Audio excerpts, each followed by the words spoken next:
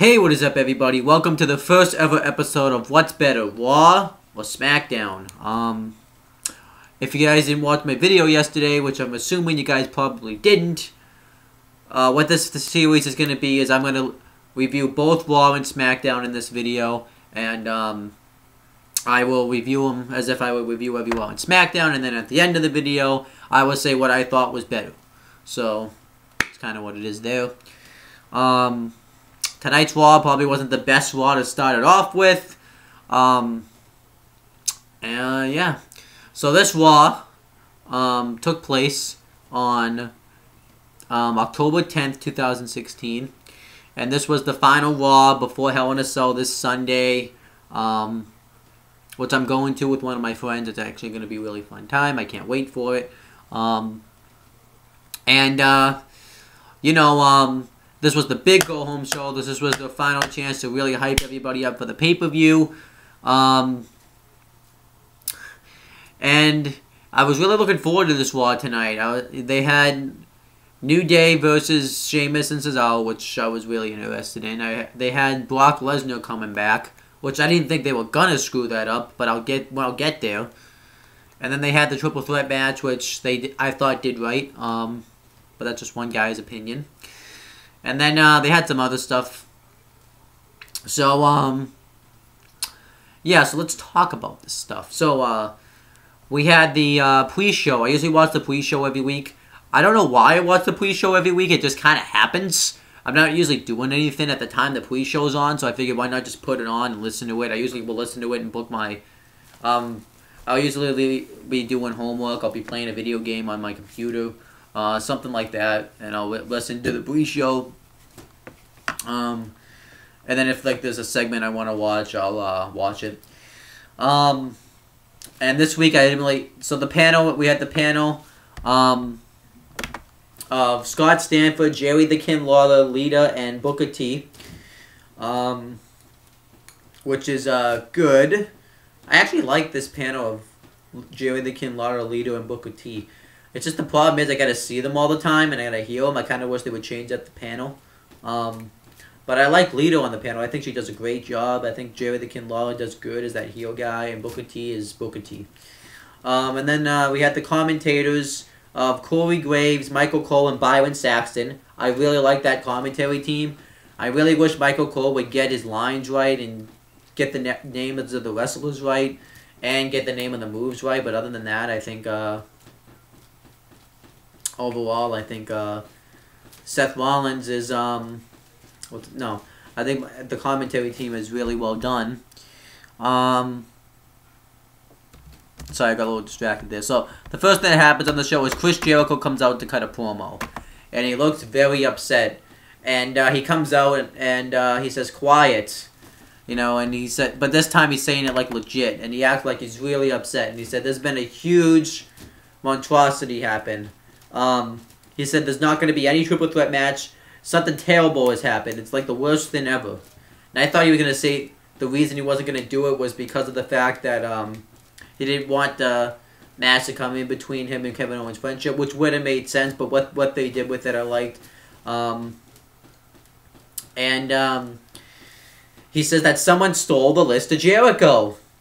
And, he's really upset about it, and he says that he put his life's work in that. Into that, and he put his life's work into that, and what else did he say? He said that he has some secrets on there that shouldn't be revealed and stuff like that. And then Kevin Owens comes out and says that he doesn't care about his stupid list, but he says we have to focus on the triple threat. But since you're my best friend, I'm gonna help you find this list. And then Stephanie McMahon comes out and says that Chris Jericho pretty much is refusing to let the show go on until he gets his list back. He's going to take the show hostage. And he said that he'll never have anything to do with this company ever again. And Stephanie McMahon says that whoever stole the list can bring it to him. And then Seth Rollins comes out, and he obviously you knew Seth Rollins is the one that took it. So he was holding it behind his back. And Jericho's like, I see. Rollins like, whatever happened to your list? And Jericho's like, it's in your other hand. So then he switches hands and says, no, it's not in my other hand. And he's like, I see you with it. And then he kind of like brings out people that are on the list of Jericho, and he says that Stephanie McMahon could be on the list of Jericho. Kevin Owens could be on the list of Jericho. And Kevin Owens says like, that she knows what Seth Rollins is trying to do. He's trying to get inside his head, trying to play these games, try to get inside the head, but it's not going to work. And Seth Rollins says that maybe he'll start making a new list. He'll start making the list of Owens, which is pretty much going to be every body part that's going to be broken, because he talks about how when he steps inside Hell in a Cell, he's going to destroy Kevin Owens. He's going to make sure he can never walk ever again. And he talks about, too, how Kevin Owens has never been inside Hell in a Cell, and Seth Rollins has been, and he's thrived in it. And he says that he's going to walk out WWE Universal Champion. And Seth Rollins tells Chris Jericho, if you want your list, come get it. So Chris Jericho goes backstage to get it. And that was kind of it. I thought it was a really entertaining opening segment. It was good. I really thought it was funny. And then it shows Seth Rollins backstage, and Stephanie McMahon comes up and asks him for the list because Jericho's refusing to compete in the main event. And she said that like she really wants to save this main event because she wants to give the people the best show that they can give. And Rollins says he knows that she doesn't care about that. What she really wants is she wants Seth Rollins to be she wants to pretty much take Rollins out of the championship equation. And wants to make sure that that Jericho and Owens put a huge beating on him. And she also says that what else does she say?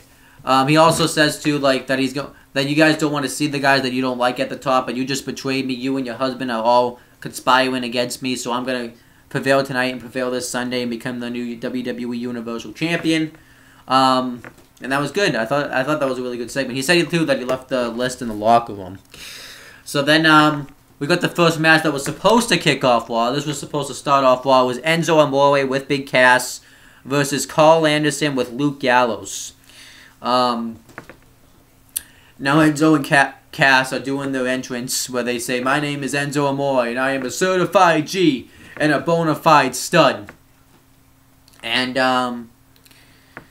the mic's cut off, and Gallows and Anderson come out and pretty much say that they're not going to have that anymore because their goal is to get rid of all the comedy tag teams in the WWE. They're serious and they're ruthless, and they want to get Enzo and Cass out of the tag team division. But Enzo says, "Hey, this mic still works right here," and he just pretty much holds up like he really doesn't have a mic. He just speaks really loud like this, which I thought was actually really funny, and I thought that was really awesome. I thought that was really cool, and it made me realize how loud Enzo and Cass were. And Enzo and Carl Anderson have the match. It was alright. And behind the referee's back, Big Cass just gets up on the apron. Well, Carl Anderson was talking shit to him, but Big Cass gets up on the apron. And Luke Gallows says, "Hey, he's on the apron." Which I didn't really think made any sense that Gallows is the one. Felt like Cass was kind of coming off as the heel here. And the referee's distracted by Gallows. And Big Cass, big boots, Carl Anderson, and Enzo rolls them up for the win, because I forgot to mention they are having a match this Sunday at Hell in a Cell. It's going to be Enzo and Big Cass versus the Club, so that's why they kind of have been having this match. The thing is about this is it feels like this should be so much bigger than what it is. Like, I really wish that the Club had won the tag titles, because I really wish that this match was for the tag team titles and the Enzo and Cass could finally win the WWE Raw Tag Team Championships from them, but this is not going to happen. I just really wish, though. And then Rusev was backstage, and he was talking about why he's going to win the Hell in a Cell. He said that Roman Reigns has made his life a living hell.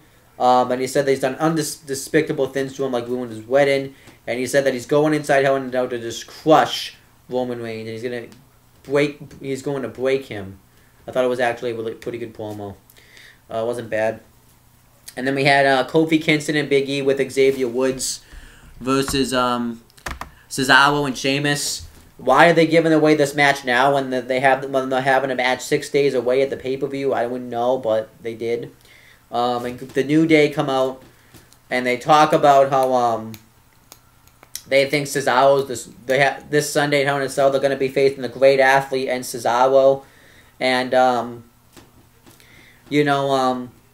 how they're also facing Sheamus, and they insult Sheamus. They use his name to insult him, and he said that he's garbage.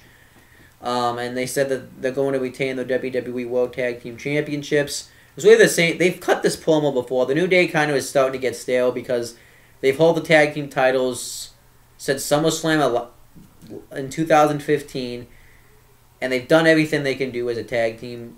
Well, except maybe try to chase for the belts again, but they pretty much have faced everybody. They faced the Dudleys, they faced the Usos, they faced the Lucha Dragons, they faced League of Nations, they faced the Wyatts, who's the only team they haven't beaten, but they can't face them because they're on Smackdown.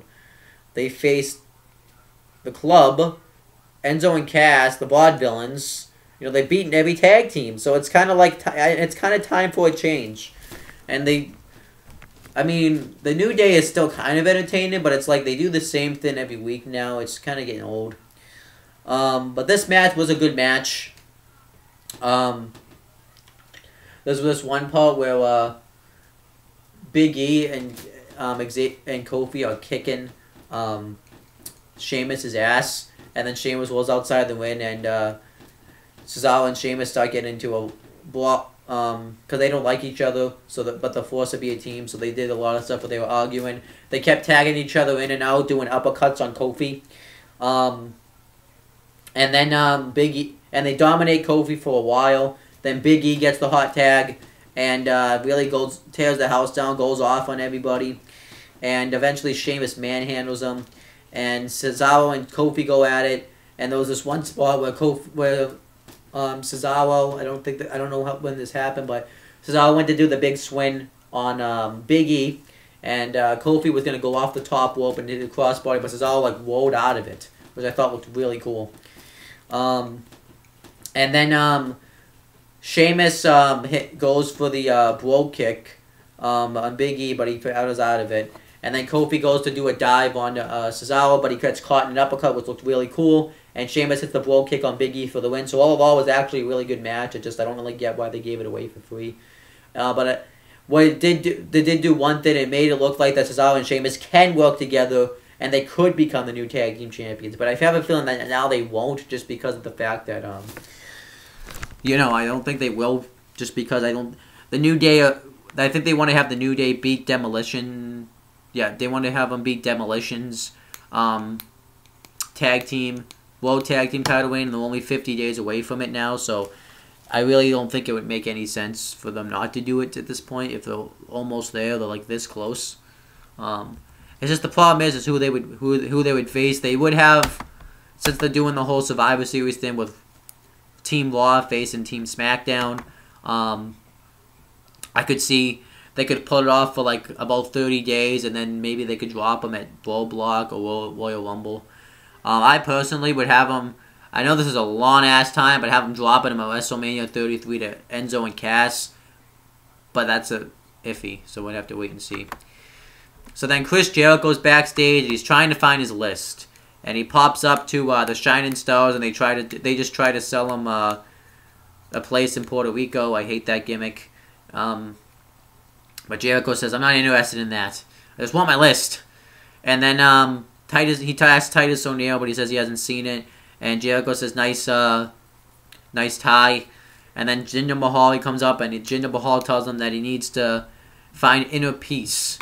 And he says that he needs to practice some breathing exercises. So they start doing breathing exercises, and Jericho says, stupid idiot. Stupid idiot. I just want my list. He just wants his damn list, damn it. I thought this was really funny. And it kind of made me realize what the hell was the point of bringing back Jinder Mahal, because he really doesn't do shit. So then we had Dana Brooke versus Bayley. The match doesn't happen. Dana Brooke is upset that people think it was an upset that she beat Bayley because she got injured, but she knows that she's better than Bayley because of her physical physique, and she's so prettier and all that. So then she challenges her to an arm wrestling match, which really isn't fair because Bayley was injured. And at first she has her use the bad arm, and Dana Brooke easily beats her. And then they have another one with the good arm, with her good shoulder. And Bayley's just about to beat her, but Dana Brooke attacks her and starts to beat the crap out of her. But Bayley's able to fight her off with the belly to belly. And this whole thing was just really boring. I get they were trying to do something different, but I would have just preferred the match, preferably, just because this was just really boring, and Dana Brooke just really isn't good. So that's why it sucked even more. And it just was a waste of time. Chris Jericho's backstage again, and he tells Stephanie McMahon that he can't find the list, and Stephanie McMahon says that I got a billion things to do. I got to prepare for these 3 Hell in a Cell matches. I got to, I got to prepare for tonight's main event. I got to assemble a team together to face Team Smackdown at Survivor Series. And Jericho says that he's just not going to wrestle. He's not wrestling tonight. He refuses. And Stephanie McMahon says that if she doesn't wrestle, he's suspended. So I kind of like that they did that, because they're trying to make Stephanie McMahon seem like she's still a face, but we know that she's behind Triple H from costing Rollins the WWE Universal title. So then we had the next match, and this really pissed me off. It was Curtis Axel versus Bo Dallas. And Curtis Axel comes out, and he cuts this great, and they're in his hometown, Minnesota. And he cuts this great babyface promo. He talks about how he was the one that believed in Bo. But then, Bo turned on him. And he says that now he is the one, now he, Bo turning on him made him, something woke up inside him. He realized the legacy that he leaves, with Larry the Axe Hinton and Mr. Perfect. And he realizes that he can be something great and stuff like that. And he gets a Joe Hinton chant going. And he cuts probably the best promo, I think, of his career. He usually isn't good on the mic, but I thought he was good tonight. And then he has this match with Bo Dallas. The fans are behind him. And I get you're trying to build up Bo Dallas because he just had this gimmick change. But the match happens, though, by the way. It's actually not that bad of a match. And Bo Dallas wins with a roll-up. And it's like, why? I get it was a lose-lose situation, but Curtis Axel should have gone over here just because of the fact that it was in his hometown. He cut this big promo. He had a lot of momentum behind him. And they just, ruined it in this match. Bo Dallas, I really don't think is that good. So it's and Curtis Axel, I think he's not really talented, but he's talented. He's pretty good in the ring, and he could be a really good mid-card guy. And this was a chance to really launch him. After this promo, you really could have not made a star, but you could have made a good mid-card guy in Curtis Axel. The fans were behind him, and you just kind of deflated them. You really just ruined all his steam in this one match. I don't really get it. It just pisses me off. And this is why they don't really make stars either, because they do shit like this. And then it showed a video package for Rich Swann. I think we've seen it before, though, because he's facing the Brian Kendrick tonight. And then we had Chris Jericho backstage again, and he's about to leave the arena. And then someone comes up to him and says, "We found your list." And he's like, "Oh, thank you." And he kisses the guy's bald head, which I thought was funny. And he comes up to Braun Strowman, and he says, "Can I have my list?" And he says, "Say please." And he says, "Can I please have my list?" And Braun gives it to him. And Braun Strowman says, "I don't see Sami Zayn anywhere on that list." And when he walks away, Jericho says, "He's on page 4. And then he adds Braun Strowman to the list for touching his property. And he says, "You just made the list." I thought that was hilarious. And then Roman Reigns is backstage. And he talks about the Hell in a Cell match coming up this Sunday. He talks about how pretty much says the same thing as Roman Reigns, and he says that he's been inside Hell in a Cell before, and once you get inside, you really just have no words, Once you have that, go into the cell, once you have that cell, you're in the ring and you have that cell enclosed, you just go into a different world. And he says that he's walking, he says that he's gonna walk in and out of Hell in a Cell as United States champion, and he's doing it for his family. And then we had, I almost said the main event. Then we had the Golden Truth with Mark Henry versus the Shining Stars with Titus O'Neil. Now, one thing I want to say before I talk about this match, I legitimately thought that Goldust retired. Because I saw a tweet that said he did. Like, he said it's been a great 21 years or something like that. And he made it seem like he was retiring. So I don't know if he did that as a troll or what, but I guess he's not retiring. And I personally don't mind the Golden Truth. You know, I like the whole segments they were kind of doing together when they were trying to set up as a tag team. But now that they've set up as a tag team, it's kind of like, what do you do with them, really? And it's like, you know, it's a comedy tag team. And these are they have 4 tag teams on Raw. Maybe 5 now, but I don't really count Cesaro and Sheamus at the moment. Because I don't know if this is just a temporary thing or not. And they have Gallows and Anderson, who are a really good tag team. Enzo and Cass. I guess actually you do have 5 tag teams. Shining Stars, who are pretty much jobbers, and I would say kind of a comedy tag team. And you have the Golden Truth, who's a comedy tag team, and you have the New Day. So it's like the tag team division on Raw looks really bad. And this match wasn't good. I really didn't pay much attention to it. And they do some stuff on the outside with Mark Henry and Titus O'Neil, and Mark Henry like shoves him, and he like lands on the apron and the ropes. It looked bad. And then afterwards, Goldust and the Golden Truth hit the flapjack into the cold breaker like the Revival do on NXT, which looked kind of like crap, and they win. I really didn't care. I would probably say after the whole Dana Brooke Bailey thing, the show kind of falls down the edge of the earth after that. This is when it kind of picks back up. You have Sasha Banks and Charlotte's contract signing, because this is going to be the first time that women have ever competed inside Hell in a Cell. So, you know, Mick Foley asked him, do you want to sign this contract? And Mick Foley was the perfect person to host this thing because he really utilized him. And Sasha says, yeah, I'm ready. And Charlotte says that she's ready. And she asks for the contract, and Mick Foley doesn't give it to her. And he starts getting really emotional. And she's like, give me the contract. And Mick Foley says, are you sure you want to do this? Are you both sure you want to do this? Are you willing to put you guys' body on the line? And he cuts this great promo about how the Hell in a Cell took years off his career. How he walked in, and now he doesn't really have he has a bone where his hip really should be anymore and all that. And he says that, like, people feel bad for me because I walk with a limp now. The Hell in a Cell changes your career. And I don't know if you guys are ready for that, but they both say that they are. But then they start getting scared, and Big Foley cuts this great promo talking about how Charlotte is, you know, that they go back a long way. He met her and when she was 4 years old, and you know, he met her with her father, and we think you have great potential. And he tells Sasha that my kids gave you a signed autograph of Eddie Guerrero, and because they thought you had something and they wanted it to be part of your legacy. And I don't know if you guys are ready to go through that, but they say that they are. So they both signed the contract, and that was it. I thought this was a great segment. This made me really want to see this match. Because I really want to see this match. This is probably the match I'm looking forward to the most, and I think it should main event just because of what's at stake. Because it's going to be the first time women are in the Hell in a Cell, and because this is the match that has the most storyline behind it.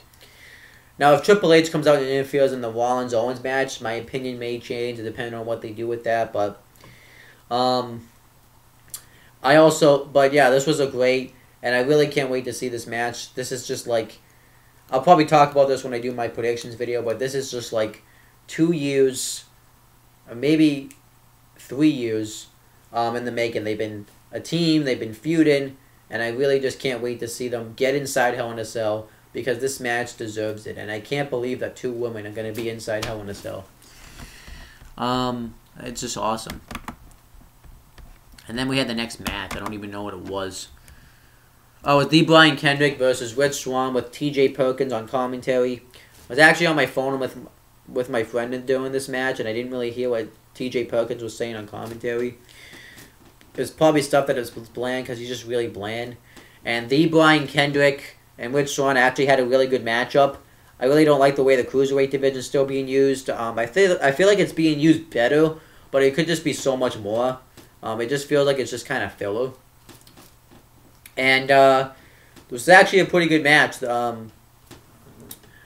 Rich Swann hit a sick flip dive on the outside, and then he hit a sick suicide dive on the outside, and he goes for a 450, but Kendrick moves out of the way. And then Kendrick keeps trying to go for his captain's hook, but then Rich Swann beats him with a roll-up and beats him. It was a huge upset, and I actually was surprised since Kendrick is facing T.J. Perkins at Hell in a Cell this Sunday. He's the #1 contender for the Cruiserweight Championship, and he lost, and Rich Swann won. So I was happy about it, though. I was fine with it.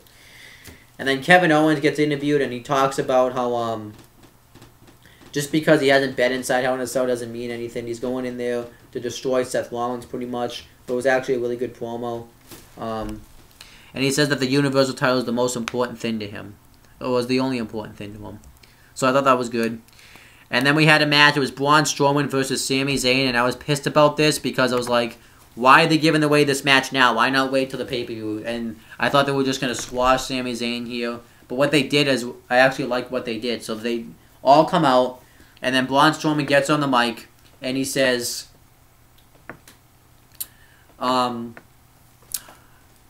Foley, I said I wanted real competition. This is not real competition, so he's not going to wrestle the match. He's about to walk away, but then Sami Zayn hits him in the back of the head, and then slaps him in the face.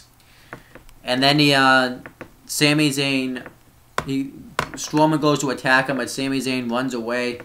And my friend actually made a comment about this. He's like, why is he wrestling like such a heel?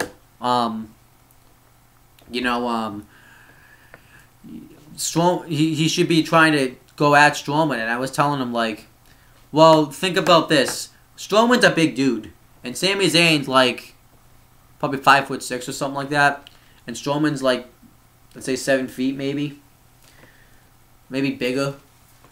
And if I'm going to face a guy, and if you have a guy that's way bigger than you, like anything that Sami Zayn would have done wasn't going to work. Pretty much in a real life fight and in a real life match like that, that's what you want to do. You want to try to outsmart him. I think that's what Sami Zayn was doing. He wasn't, yes, you could say that was heelish behavior, but I really don't see it that way. I see it as a way as Sami Zayn knew that any of his offense wasn't going to work because it really wasn't. I mean, Strowman would have just blindsided him. So what Sami Zayn did was he was trying to get some offense on Strowman, and all that.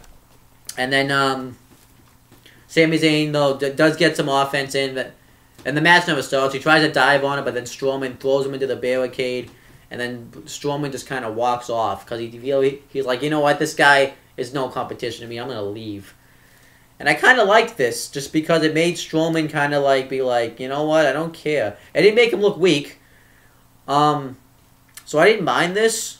It was just kind of weird because it was like, this seems like it feels like they should have done this a little bit better because it seems like something that kind of came off better on paper than it did on TV, which sometimes that does happen. And that's kind of like what it seemed like. It seemed like this is something that came off better on paper than it did on TV. I think they could have done it maybe a little bit better. Maybe have like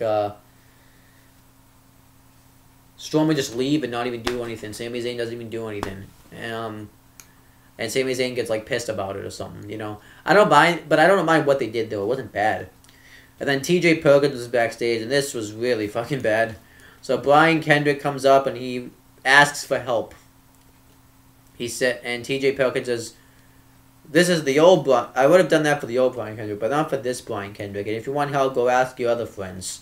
And T.J. Perkins says, "Look, you're a young kid. You just got here. This is my last shot." And he says that, he says that he really needs this last shot. He really wants to win. And he pretty much asks T.J. Perkins to let him win. This was terrible just because of the fact that, like, it made the Brian Kendrick look like such a bitch because he was crying and I get he's desperate, but it's like, this just made it look like such a bit because he shouldn't be doing this. He should be aggressive. He should be making a name for himself like he was before. This week they kind of just went backwards with him, and he looked like a whiny bitch on this show, and it was terrible. He really needs to win this Sunday now because now they've kind of killed the Cruiserweight division, and I'll kind of talk about that in my predictions video. Then I think it was the main event next, right? Well, then we had the Brock Lesnar promo, and he comes out, and Paul Heyman pretty much says the same thing. He's the advocate for the Conqueror. Blah blah blah.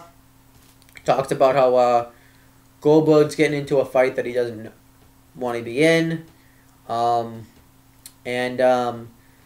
know, he talks about how Goldberg was Brock Lesnar before there was a Brock Lesnar. He thinks that he's this big beast until he meets Brock Lesnar.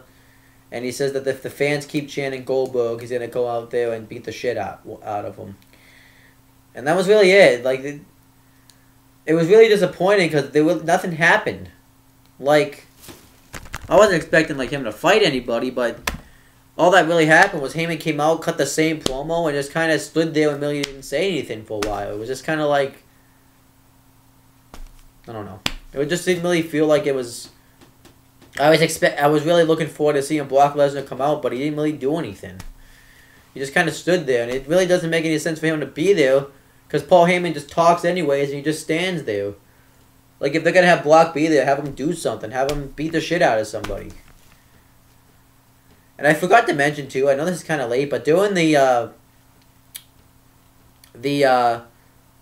Rich Swann Brian Kendrick match, the camera like cut away, like they were wrestling, and then the camera like cut away, like to like the floor when they were in the ring. It was kind of bad. And then Chris Jericho's backstage, and Kevin Owens is happy he found his list and he's all trained for his match. Chris Jericho asks him if the Universal Championship is more important to him than his friendship, and Owens says no, and Jericho says that he didn't put him on the list, so they're still teasing the tension between Owens and Jericho, which I'm liking. Then we had the main event. It was a triple threat match: Rollins, Jericho, and Kevin Owens. And this was actually a pretty good main event. I liked it. I thought it was actually really good. I thought this was all really well done here. At first, Owens just wants Jericho to fight Rollins himself, and then you know, Owens goes out there and Jericho goes out there and asks what's going on. And they make a plan to go jump him, and then Rollins gets out of the ring when they both get in. And then my friend even made the comment, because I was on the phone with him talking when Wall was watching the show, and he said, why are the baby faces acting like heels tonight? So then I said to him, well, Rollins, there was two guys about to come at him in the ring. Rollins was being the small baby face by going outside the ring. He was outsmarting them. And I asked him, too, what would you do if you saw two guys coming after you? So he's like, so that one I got to him with, but the other one I couldn't. With the Sami Zayn thing, he was saying, well, Rey Mysterio was smart. They're also doing that, too, because they don't want to give away the match for free on Raw. And another thing I keep trying to tell him, too, is this whole Triple H thing. He feels like that, you know, it shouldn't have even happened since we haven't seen Triple H on TV at all. Maybe I can agree with the fact that it's really weird we haven't seen Triple H on TV since he's turned on Seth Rollins. We saw him like at Clash of Champions, but he didn't like do anything big yet. I want to say this. They want to do this match at WrestleMania. He says they should do 3 matches. I personally just want to see one match at WrestleMania with Seth Rollins going over clean. You know, you don't even need to do a match at all until WrestleMania is what I'm saying. What you need to do is you really just need to build and build. Because they're actually doing something right. They're building a long feud. You know, is it being done the greatest? Maybe not. But it's being done right. You got Rollins feuding with the Universal title against Kevin Owens, and that's connected to that feud. And you really don't want to just jump right into anything right now because they want to save this for WrestleMania. You don't want to jump into a Rollins Triple H program now because then if you jump into it too fast, then you pretty much should just do the match. Now, if they do it at the Rumble, I wouldn't complain about it either because the Rumble's, I think they're going to treat like a big deal this year. But I feel like they're going to do the match at WrestleMania. And I think and I can go into how they're going to... What I think they're doing is they're setting up this Owens program is just kind of filler, which which I thought was disappointing, but it's definitely intensified a lot more. But but Owens is kind of there right now, and since Triple H can't really be on TV right now, and Rollins will probably do something at Roadblock, and then in the Rumble, I think Triple H will cost him the Royal Rumble match, and then at Fastlane, they'll do like something where they set up the match at WrestleMania. So, but anyway, this match here. So yeah, anyhow, yeah, Rollins runs away, and then eventually Owens and Jericho kick Rollins' ass for a while, and then Rollins gets tossed over the barricade, and then he dives right onto both Jericho and Owens, and then Rollins throws Jericho into the barricade, into the fans, and he starts making a comeback, and then eventually Jericho hits a code breaker on him. Rollins kicks out. It was a pretty crappy code breaker too. And then Owens and Jericho get Rollins up on the turnbuckle like they're gonna double superplex him, but then Rollins reverses it into a double power bomb, rolls them both up for a pinfall, and pins them both. Which I thought was actually kind of cool. It was something different, and it did kind of bury Owens and Jericho since Owens is the champion. I mean, you really can't bury Chris Jericho, though, in a sense, just because of the fact that it's Chris Jericho. He's lost to Fandango and stuff, so. But I didn't really mind what they did. It was something creative. It was something new. Then afterwards, Owens and Jericho beat the crap out of him, throw him into the steel steps, and then security calls him off. And then Rollins comes back, and Owens and Rollins, Jericho goes backstage, start getting into a brawl. Owens throws him into the steel post, and then because they were balling up on the stage and they made it way back to the ring, and then Owens hits the apron powerbomb on Rollins to end the show, which I thought was a great way to make Owens look strong to end the show, because he kind of has been getting his ass kicked the past few weeks by Rollins, so he kind of needed to look strong. So I like this. And overall, I thought Raw was just kind of a disappointing show. I mean, was it a bad show? I'd say it was like a average show, but it was definitely a disappointing show because I was expecting so much from Raw tonight. I was really looking forward to it tonight all day. I was always really thinking about it. I really wanted to see what they were going to do with Brock Lesnar, and they disappointed me. He didn't really do anything big. He just kind of came out there and didn't really do anything. The whole thing that they were doing with Jericho and Owens all night I liked, and I liked what they did with the triple threat match. With Swan, Brian Kendrick was a good match, but what they're doing Brian Kendrick I'm not a fan of. I didn't really mind what they did with Braun Strowman versus Sami Zayn. Obviously, I didn't really like what they did with Curtis Axel. The Golden Truth was shit. Dana Brooke. So there was just a lot of stuff like that. They didn't really... And Enzo and Anderson and Gallows wasn't that great either, so it's like, you know... but that's pretty much... Well, that's not it, but that's it for my awesome. If I had to rate Raw, I'm going to rate it 4 out of 10. Just really wasn't that good of a show. It was like an alright show, but I'm not rating it a 5 out of 10. I haven't rated it a 4 out of 10. It's just... Well, it was kind of a letdown, so I'm going to rate Raw a 4 out of 10. Plus, too, they have a pay-per-view coming up, so that's why I'm kind of like... Really? So that's pretty much it, guys. I'm going to be back at some point soon to do my Smackdown review, and I'll combine these videos together, and I'll let you know at the end what I thought, what show was better. Okay, so now on to Smackdown for October 18th, 2016. We had the pre-show. We had the same panel as we had for Raw, so I'm not even going to get into it. And then we got a Daniel Bryan interview, and he's actually all hyped up. Like, he was like really hyped up on this show. I don't know. Like, it was like he was Mojo Rawley, pretty much. And he talks about how he's really excited for SmackDown. He's excited for all the matches. One big announcement he made is he's made the announcement that all the tag teams on SmackDown are going to wrestle in qualifying matches to decide who will be in the tag team 5-on-5 traditional Survivor Series match when they face Raw's tag teams. And he makes Mojo, and he makes the Hype Bros versus the Ascension. And then we got the real show itself, where you had JBL, Mauro Ranallo, and David Otunga on commentary, and we had Dean Ambrose backstage. And pretty much what happens is James Ellsworth comes up and asks if he can be in his corner tonight because of all that Dean Ambrose has done for him, but Dean Ambrose says no because he pretty much doesn't want him out there. And then we get the first match on the show. It's a no disqualification match, Kane versus Bray Wyatt. It was an alright match, really wasn't the greatest. Kane's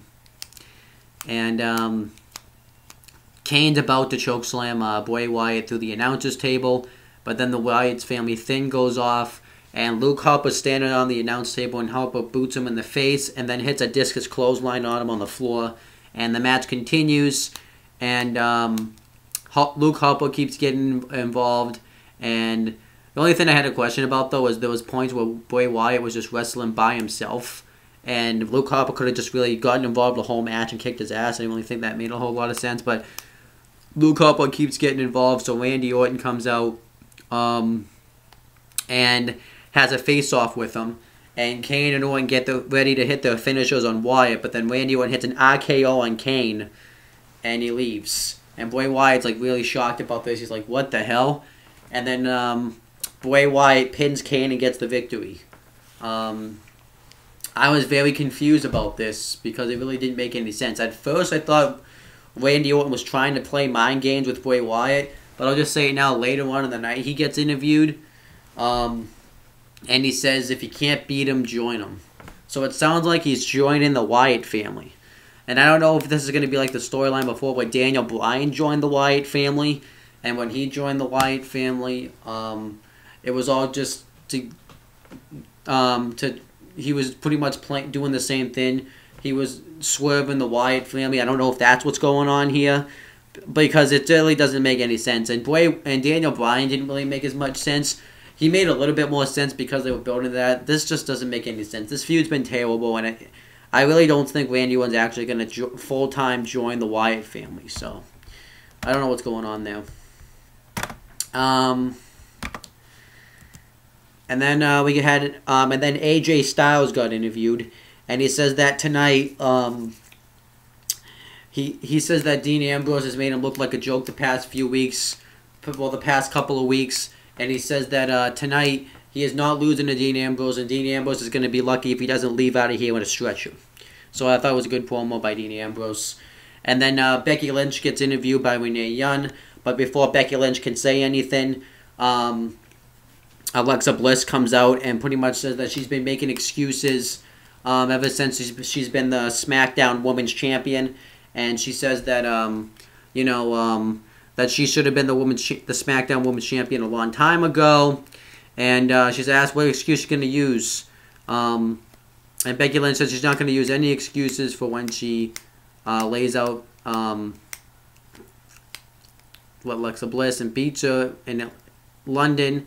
And Alexa Bliss cheap shots her, but Becky Lynch starts fighting back. They get into a brawl, and then Alexa Bliss throws her back first into the ring post and just beats the crap out of her, and hits a DDT, and it looked like a pretty weak DDT. Then afterwards, she gets spray paint and sprays yellow spray paint on Becky Lynch's shirt. And I think it made sense because Alexa Bliss had been saying that Becky Lynch has been yellow since, or something like that, since she's won the title, so it made sense that happened. So then we got the Ascension versus the Hype Bros Survivor Series Tag Team Qualifying match. Not a bad match. Made sense for this match to happen since they were feuding the past couple of weeks. And the Hype Bros win with the Hype Rider, so they're gonna qualify. And I forgot to mention that Daniel Bryan also on the pre-show said that whoever the SmackDown Tag Team Champions are will be on the team. And since Beauty and the Man Beast are the SmackDown Tag Team Champions, they're on the team. I think they're the captains, but I'm not sure. And then Daniel Bryan's backstage, and Natalya comes up, and she wants to be the captain for the women's 5-on-5 traditional Survivor Series match.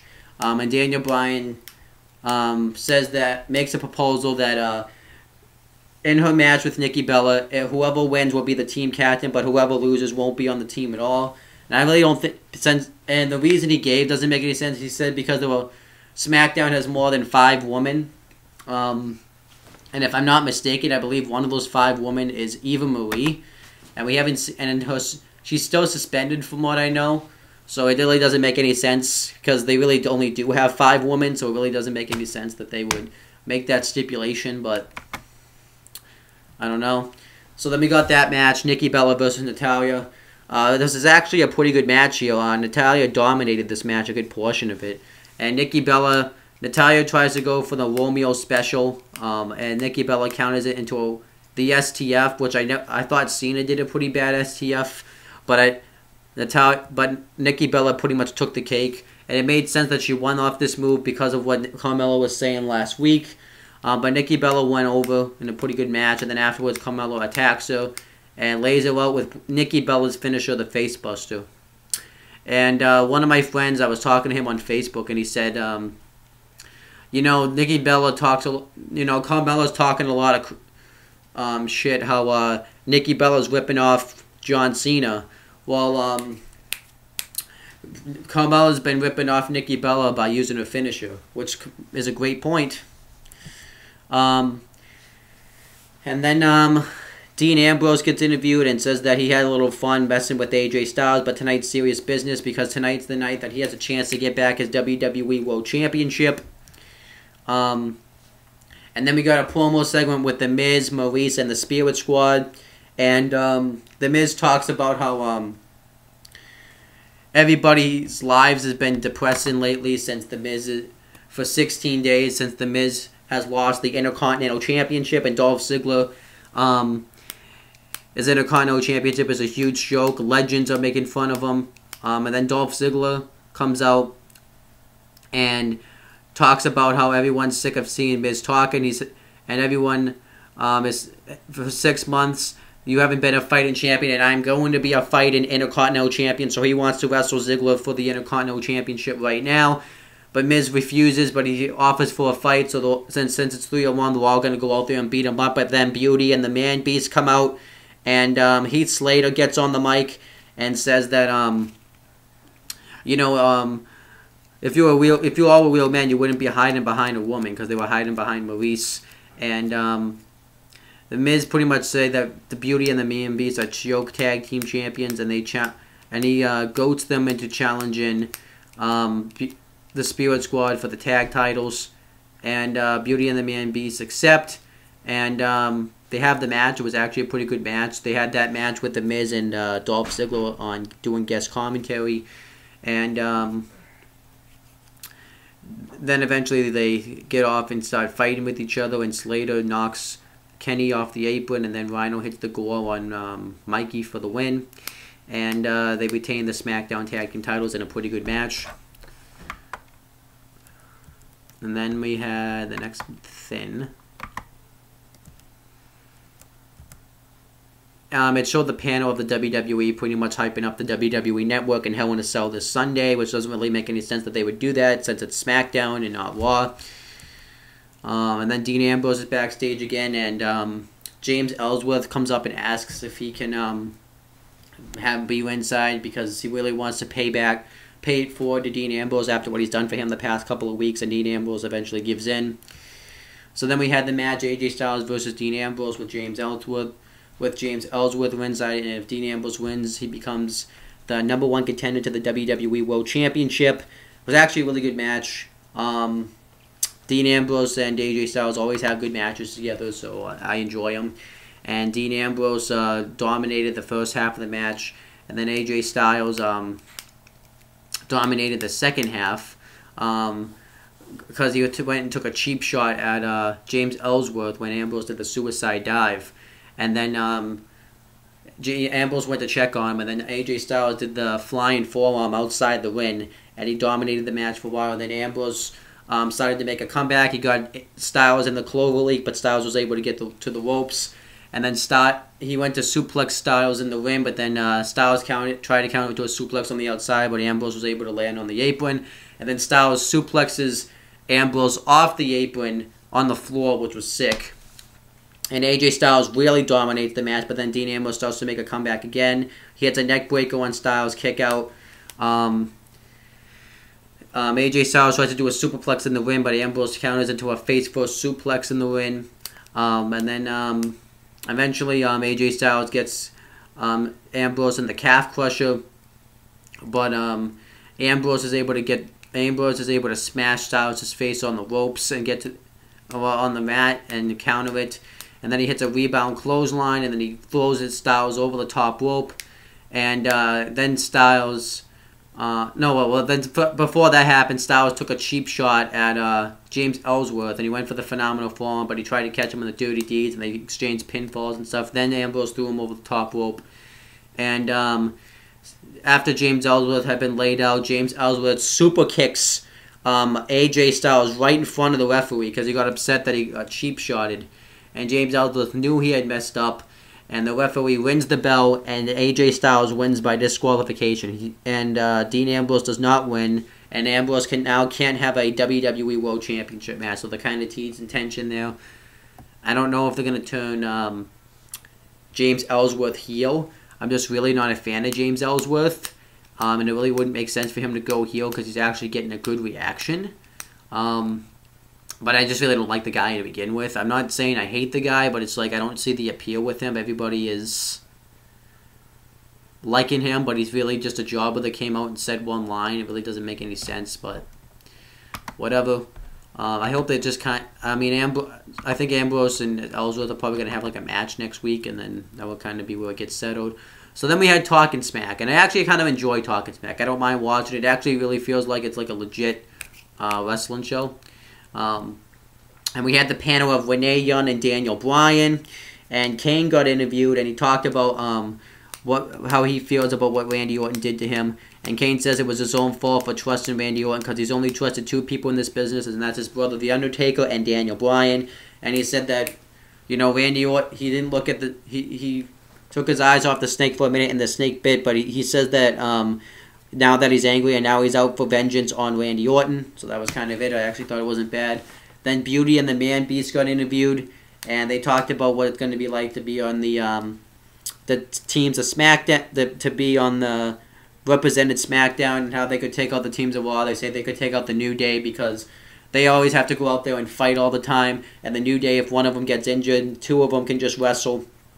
And Heath Slater even talked about for a little bit how he made an investment in Puerto Rico, and he did it from the Shining Stars.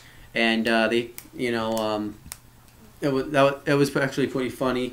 And then James Ellsworth got interviewed, and he pretty much says that he messed up and he deserves whatever's coming to him. I think that I actually kind of like that he said that because that's what the rookie should be saying. And that was kind of it there. So that was SmackDown this week. Overall, I thought SmackDown was actually a pretty good show. I actually thought it was better than Raw, and I will say why in a minute. But if I had to rate it, I would rate it a 6 out of 10. The things I really didn't care for was obviously the stuff that's going on with the Wyatts versus Orton. I really don't like that. What else did I not care for? I really didn't really hate anything else on this show, actually. I would say it's just that. That's just terrible. But everything else was pretty solid. What I liked about this show, really, too, was that the wins mattered. The wins actually meant something. You had... the Hype Bros beat the Ascension, so they could get into the SmackDown tag team, and then you had Nikki Bella beat Natalya, and then you had the whole segment with the Miz and Dolph, and they have good chemistry together, and then you had the tag team title match, which I thoroughly enjoyed.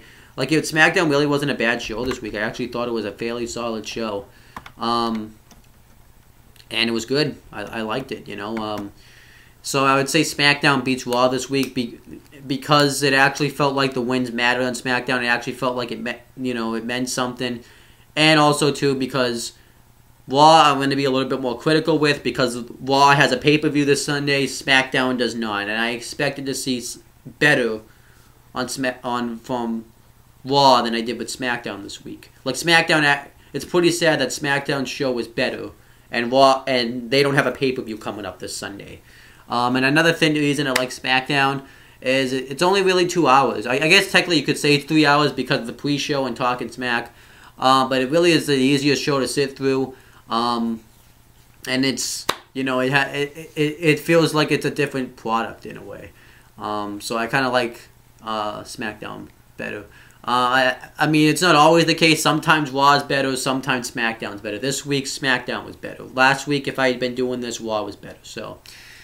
That's what's better is Smackdown had beat Raw this week. So that's pretty much it, guys. I hope this video comes off better as I start to do this more and more. I'm really rusty when it comes to doing videos solo, because normally I have a show on the Wrestling Fortune 44 channel, which you can subscribe to, called the Aftershock Corner, and I'm used to doing more group videos now, so I'm not used to just doing videos just by myself, so that's definitely going to be a process. But yeah, so make sure to subscribe to this channel so that way you can check out all of my wrestling videos and all my other videos on this channel. I got other videos like Death Note, I got Good Luck Charlie, stuff like that. And make sure you guys check out my Wrestling Fortune 44 channel for all of my other wrestling videos. I will be talking about all this stuff again on the Aftershock Corner, so that's fun. And then make sure you guys also check out my Owen the Talkinator channel. I got a lot of interesting videos. I got my SpongeBob reviews. I got my Walking Dead, Breaking Bad. And I got some movie reviews up there.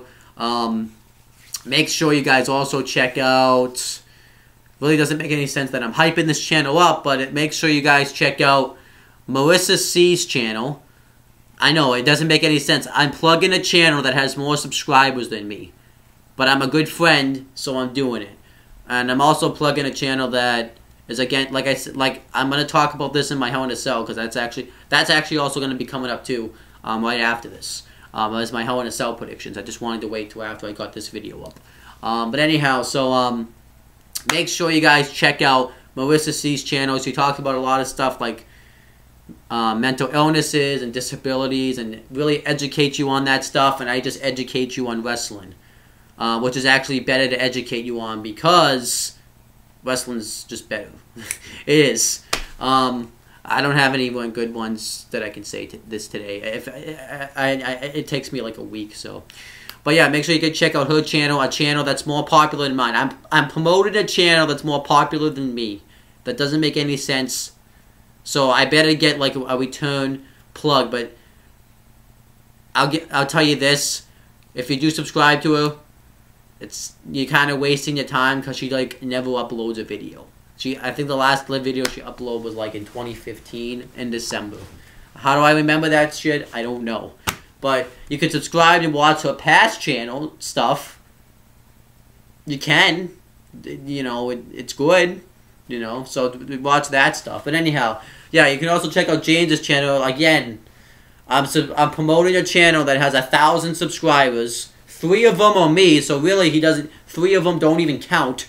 And I think a couple of them are John and Chris, which I'm going to get to them in a second. So that doesn't even count.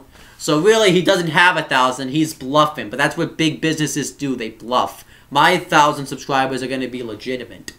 But anyhow, make sure you subscribe. Make sure you subscribe to his James Hebert channel. He's got 1,000 subscribers, guys. I'm promoting a channel that has 1,000 subscribers. But the difference is you get some nice music out of it if you want to work out or something. And you can get some nice wrestling Titantrons, because you don't really get that nowadays. And then make sure you check out his Weymouth Youth Wrestling channel that he's been promising to upload the next episode like months and months. You know, it's like you know, it's like him. I can't think of a reference at the moment. But it, you know, he's just been saying it for months though. So, and then make sure you check out to my friend John Tuddy's YouTube channel. He makes a lot of videos like me, wrestling. Well, I don't make sports, but that's his thing. He makes sports. And make sure to check out the Pro Football Reporters, because they want more than 6 subscribers. And maybe I can help them out. I want to help them out. And then that's really it. So that's pretty much it, guys. Talk to you later.